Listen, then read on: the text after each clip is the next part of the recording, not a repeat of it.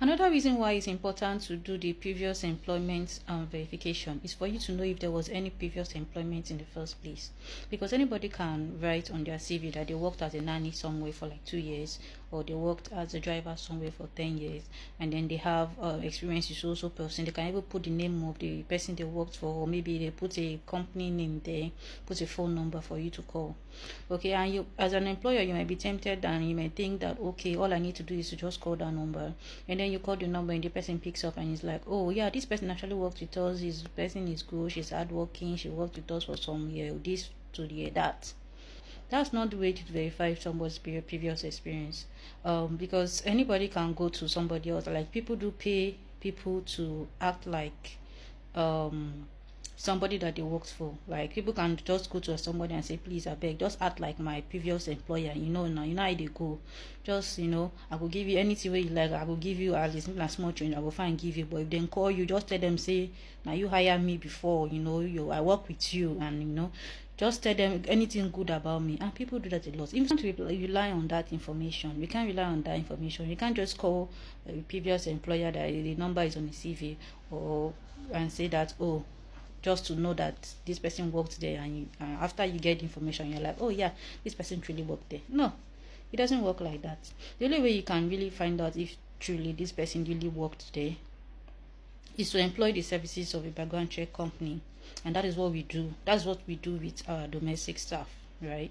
So out of all the from all the background checks that we've been talking about, this previous employment too is also very important, because it helps you to know if the person actually has previous working experience. Okay, the person actually has previous working experience, like they may claim they do.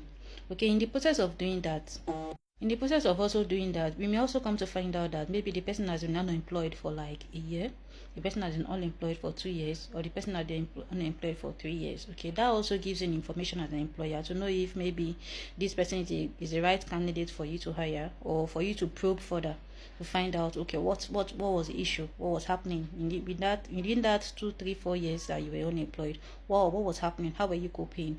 How are you how are you having like money to care for yourself? Okay, so in such cases where somebody probably have not worked for like 2 or 3 years, and a family member is the one sending them money to, like, pocket money, or if not a family member, maybe a relative, or maybe a friend, or maybe a romantic partner. Okay, there might be issues with hiring such a person, because they might not have come to understand the importance of working and earning their own money. So as such, they might not value a job, even if it's a high paying job, even if you are paying them well, you give them a good salary, they might not really value the job, because to them they can always get money from somewhere else, even if they don't work. And also, the family members of such a person also might not really want them to work, because they do not want to lose the power that they have over this person, right? You may get a case where domestic staff says they want to work, they want to get a job, they want to work as a domestic staff, right? But because they've been dependent on their family members or somebody for the past 2 3 4 years, and now they're not going to get into the work field, there's this form of resistance that you may face from the person that was actually caring for them financially, because deep down those people really don't even want to let them go to go and actually to be independent, right? They don't even want them to be truly financially independent, because they feel like they are losing control, and they are not able to like use that money as a means to get a hold of them or help them. So when they feel like, oh, this person is about to get a job and actually about to do something for themselves that is going to make them to be truly financially independent, then they will not start trying to like sabotage that domestic staff success, as in that domestic staff ability to actually work and be financially independent. Okay, so in cases like that, you have a situation whereby you hire this person, and after 1 week or 2 or 3 days, the person is coming to you, and the person coming to you to tell you that they don't want to work anymore, and they want to go back home, like they are not really interested, or they will come up with one story and say, oh, they are having issues at home, something is happening at home, and they need to go and settle it. Meanwhile, when you were interviewing this person, you were almost like 100% sure that this person actually needed the job and this person actually wanted this job. But give that person like 1 week or 2 weeks, they most likely will like probably quit.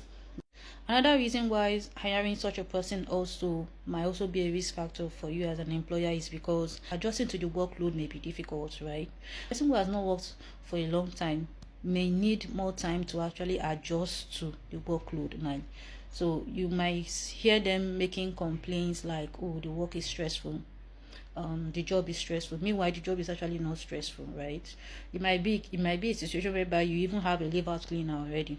You have a leave out cleaner already that comes to do cleaning, and this person you are hiring is just coming to take care of your baby, and after 2 or 3 days, 4 days, they are complaining that the work is stressful.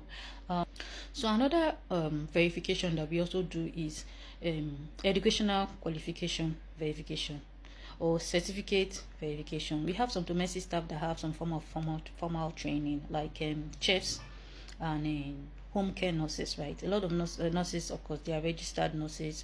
Some are community health extension workers, and some have diploma, some have degree. Okay, and then for the chefs, we have people who went to culinary school. We have people who studied hotel and catering also in school. So you really need to, as an employer, before you employ such a domestic staff, you can't just rely on the fact that they sent you a certificate or they said they studied somewhere. You need to find out whether they actually had this kind of training, because it's risky, especially for the nurses, for you to allow them to take care of your family member who is ill, allow them to give them injections when you don't know if this person even knows how to inject somebody properly without any issues or consequences coming up.